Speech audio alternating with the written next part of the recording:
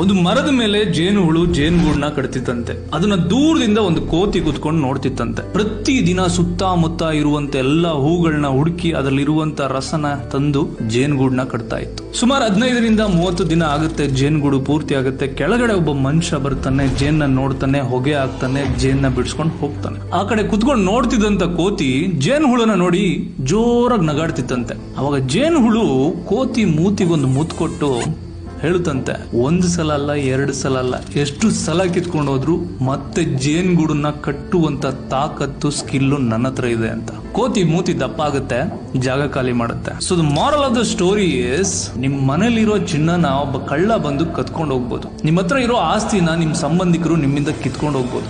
ಆದ್ರೆ ನಿನ್ನ ಹತ್ರ ಇರುವಂತ ವಿದ್ಯೆ, ಬುದ್ಧಿ, ಸ್ಕಿಲ್ ಸೆಟ್ ನ ಯಾರ ಕೈಲೂ ಕಿತ್ಕೊಂಡು ಹೋಗಕ್ಕಾಗಲ್ಲ, ಹೊತ್ಕೊಂಡು ಹೋಗಕ್ಕಾಗಲ್ಲ.